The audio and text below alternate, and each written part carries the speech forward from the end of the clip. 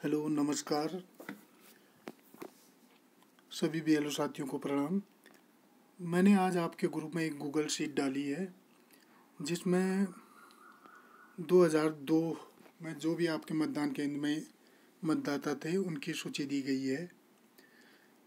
उन 2002 के मतदाताओं को 2025 के वोटर लिस्ट से मैप करना है। वो कैसे करना है, किस तरह करना है, वो मैं अभी आपको बताता हूँ।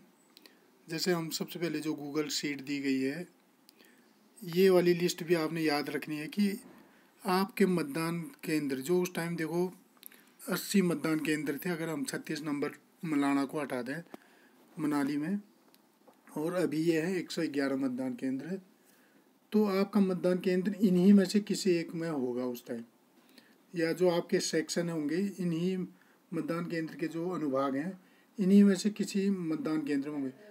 इसलिए आपने 2025 में जितने भी आपके मतदाता हैं और उनको आपने, अगर वो 2022 से पहले से हैं और बड़े हैं, तो उनको आपने कोशिश करनी है कि इनमें से किसी भी मतदान केंद्र में होंगे तो उनमें वहीं पे आपने जाके उनको मैप करना है और अपने वोटर लिस्ट में देखना है। तो सबसे पहले आप क्या करेंगे, जो ये गूगल शीट दी है इसको ओपन करेंगे। मेरे उसमें पहले से ही गूगल शीट डाउनलोड है तो इसलिए ये ईजिली इसमें ओपन हो जाएगा, लेकिन जब आप ओपन करेंगे तो ये वो नहीं चलेगा एक बारी। फिर आपने क्या करना है, गूगल शीट को डाउनलोड कर लेना है, और जैसे आप गूगल शीट डाउनलोड करेंगे और उसके बाद आप इस लिंक को खोलेंगे तो वो ये खुल जाएगा और कुछ इस तरह से वो आपको दिखाई देगा। देखिए इसमें राइट साइड में ये देखो, ये शायद आपसे एडिट नहीं होगा, इसमें मैंने लॉक लगा दिया है। आपने यहाँ पे देखना है, ये देखो मतदाताओं के नाम है, देखिए जैसे मिल्की राम जी हैं, राजेंद्र पाल के फादर पिताजी हैं ये, इनकी उम्र 73 है थी उस टाइम 2002 में। जेंडर मेल हो गए और रिलेशन टाइप में फादर हैं। सेक्शन नंबर उसमें 1 था उस टाइम उसमें, और हाउस नंबर ये इनका यहाँ पे दिया गया है। तो आपने इस तरह से इनको, अब माना अभी आप पवन कुमार जी हैं, ये अभी भी हैं, उस वक्त इनका यहाँ पे देखो आप, वो एपिक नंबर नहीं है, तो उस टाइम ऐसे ही होता था, सबके एपिक नंबर नहीं होते थे। और इनका आपने जो भी एपिक नंबर है वो आजकल पवन कुमार जी का, वो उनके नाम के सीध में यहाँ पे आपने उनका एपिक नंबर लिखना है अभी वाले वोटर लिस्ट से। फिर जो भी आपका पार्ट नंबर है वो यहाँ पे लिखना है, और जो भी इनका उसमें सीरियल नंबर है वो यहाँ पे लिखना है। एसी नंबर कुछ में मैंने लिख दिए हैं ये पहले से ही, अगर नहीं लिखे होंगे तो आपने यहाँ पे 22 लिख देना है। इस तरह से आपका जो है उस टाइम के मतदाता पवन कुमार जी अभी के वोटर लिस्ट में जो इनका एपिक नंबर है, ये दोनों आपस में मैप हो जाएंगे।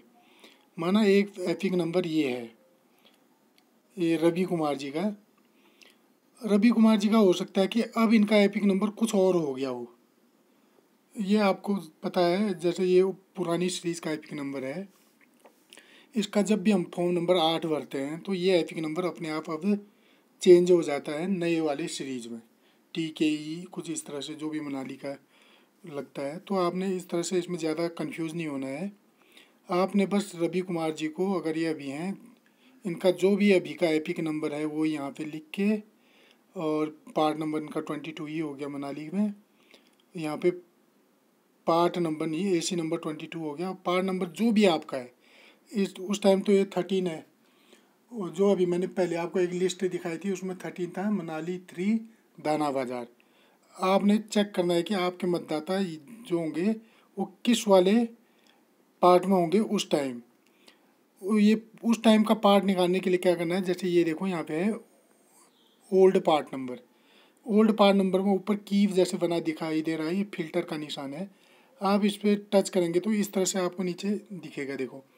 अब माना आपका पार्ट नंबर है 47 कटराई 2 था उस टाइम, तो 47 कटराई 2 देखेंगे आप। अभी तो कटराई 2 का कुछ और नंबर है, लेकिन कटराई 2 वाले जब चेक करेंगे तो 47 कटराई 2 देखेंगे। यहाँ 47 कटराई 2, ये मैंने 47 कटराई 2 पे क्लिक किया है, ये एक दो बार ये आपको यहाँ पे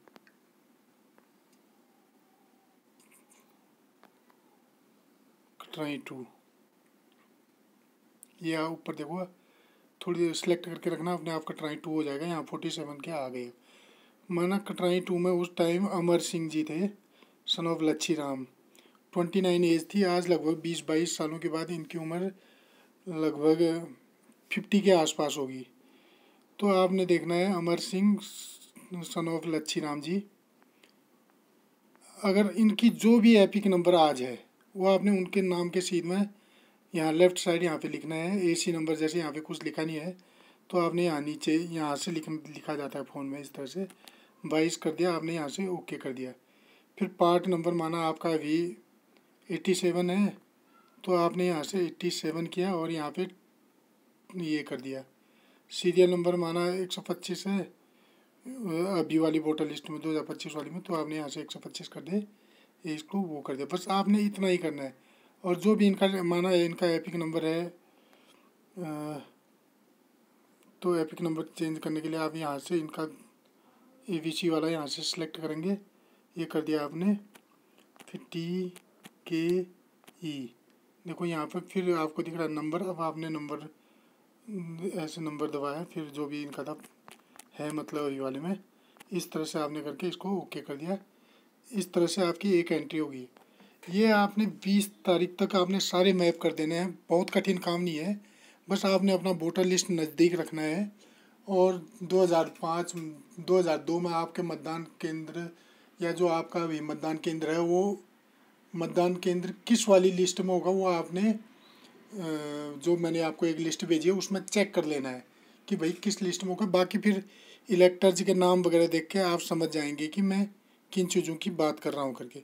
जो मैंने ये लिखे थे मैं इनको डिलीट कर देता हूँ, नहीं तो ये इसमें बने रहेंगे। मैं बाद में करूँगा इनको। और इस तरह से आप सारे मतदाताओं का आपने एक एक करके एक कर देना है। अगर आपको कोई भी इश्यू रहती है तो आप युवराज को पूछ सकते हैं। अगर फिर भी आपको कोई दिक्कत रहती है तो आप मुझे भी बात कर सकते हैं। अपने सुपरवाइज़र से आपने ज़रूर पूछना है कि कैसे कुछ भी इश्यू आ रहा है आपको, तो ये इजीली हो जाएगा।